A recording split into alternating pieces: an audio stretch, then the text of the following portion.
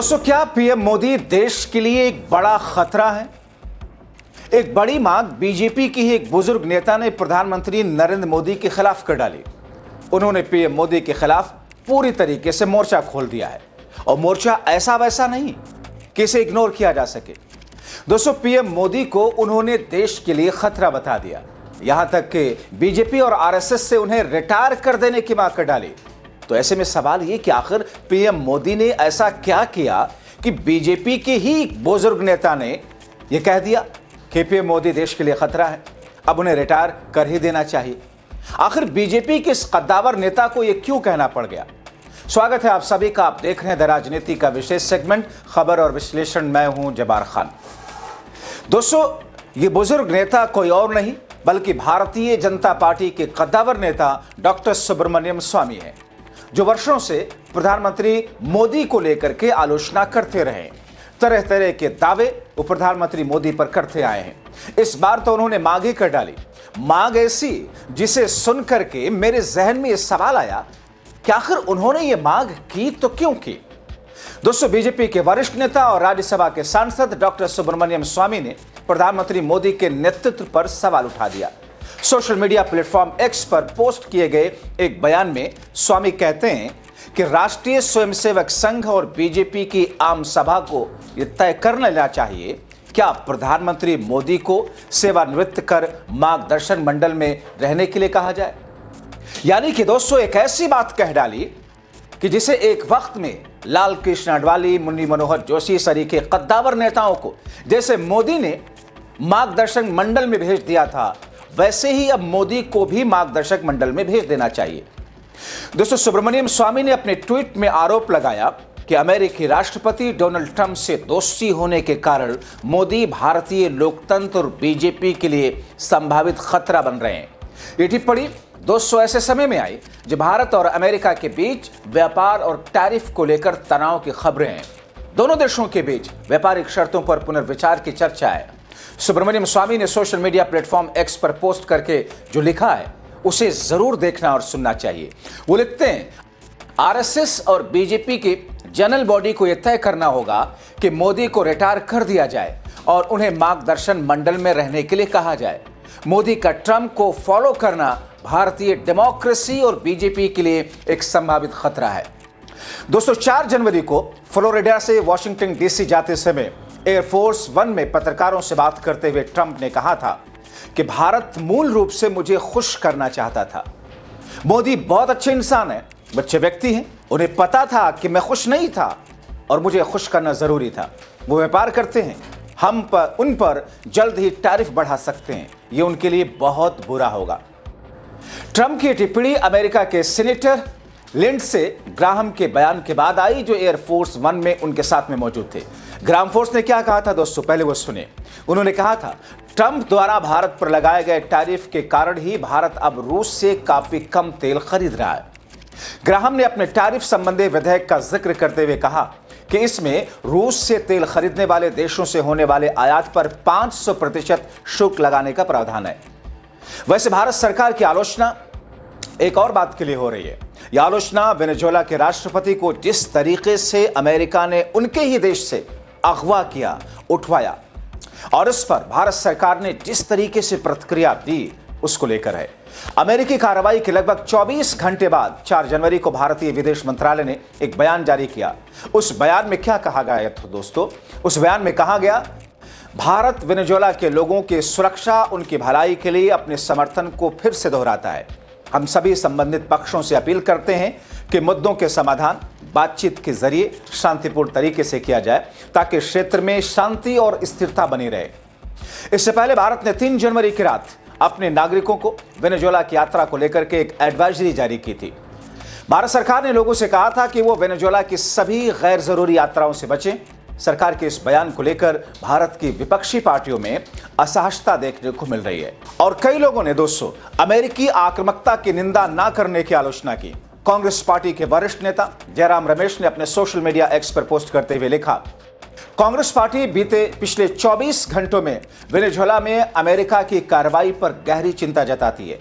अंतर्राष्ट्रीय कानून के तय सिद्धांतों का एक तरफा उल्लंघन नहीं किया जा सकता है।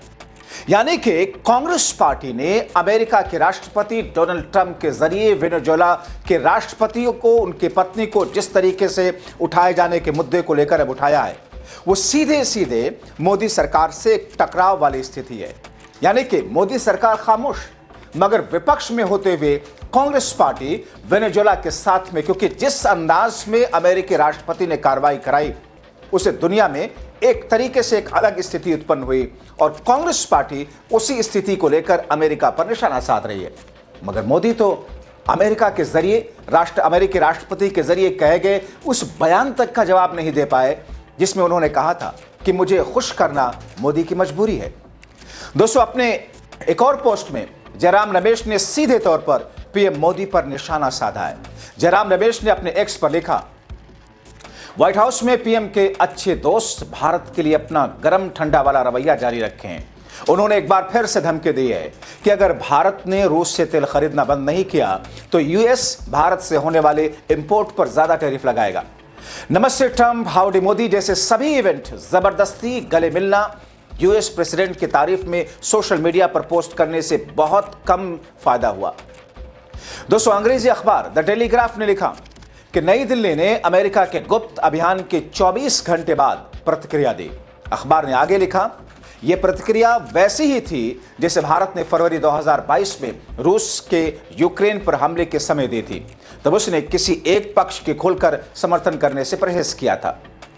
दोस्तों, भारत के लेफ्ट पार्टियों ने वेनेजुएला में अमेरिकी हमले और राष्ट्रपति निकोलस मादुरो को, उनकी पत्नी को पकड़ने की कार्रवाई की निंदा सख्त लफ्जों में की।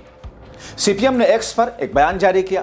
सीपीएम ने लिखा, लेफ्ट पार्टियां अमेरिकी आक्रामकता के खिलाफ विरोध प्रदर्शन का आह्वान करती हैं।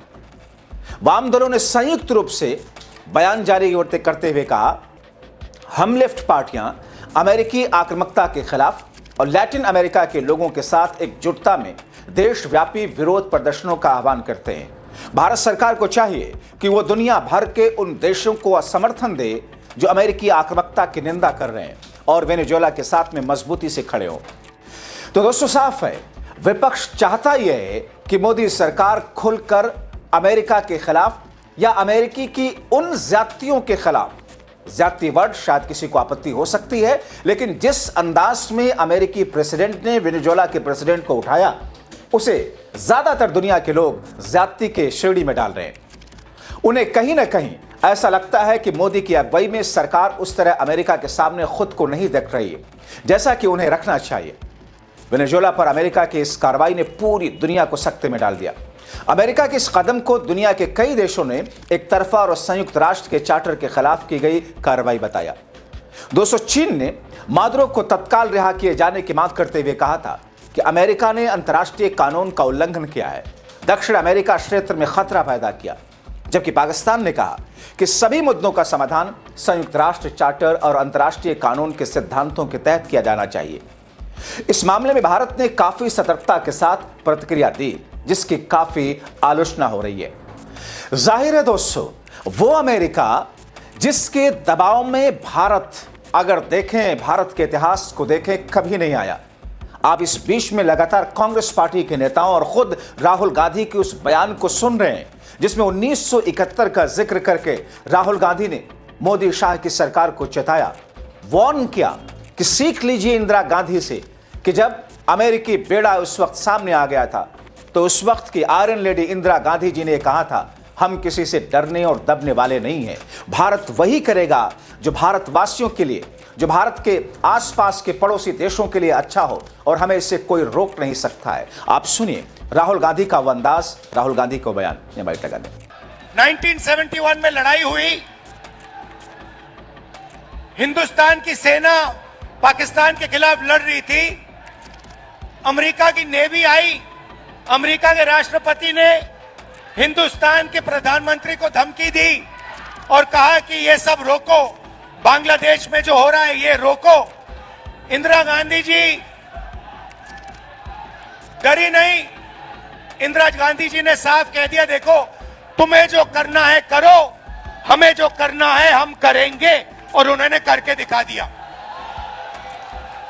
अभी ऑपरेशन सिंदूर होता है, डोनाल्ड ट्रंप का फोन आता है नरेंद्र मोदी जो कहते हैं मेरी 56 इंच की छाती है, घबरा जाते हैं, डर जाते हैं।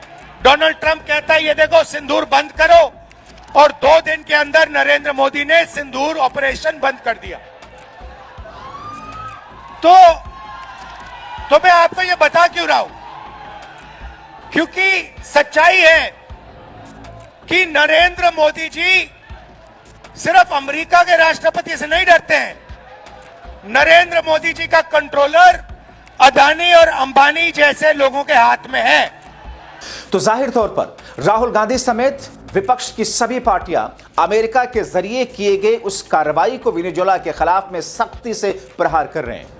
इसको भी छोड़ दीजिए तो अमेरिकी राष्ट्रपति ने जो कुछ प्रधानमंत्री मोदी को लेकर के कहा कि वो डरे हुए थे, वो जानते थे कि हम नाराज हैं, नाखुश हैं, इसीलिए मोदी ने हमें खुश किया और उससे तेल लेना कम कर दिया काफी हद तक।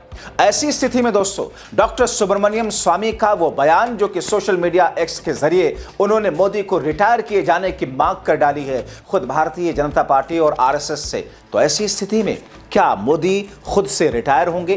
क्या मोदी को आरएसएस या बीजेपी के लोग रिटायर करने के लिए कोई एग्जिट प्लान तैयार कर रहे हैं? ये देखना महत्वपूर्ण होगा। लेकिन ये सवाल, ये बात किसी विपक्षी पार्टी ने नहीं, मैंने नहीं, ये खुद बीजेपी के एक बुजुर्ग नेता ने कही है। देखना होगा कि आगे वाले दिनों में इन तमाम चीजों को लेकर बीजेपी में किस तौर पर सिर फुटबॉल होता है। आप क्या सोचते हैं? अपनी राय कमेंट बॉक्स में जरूर लिखें।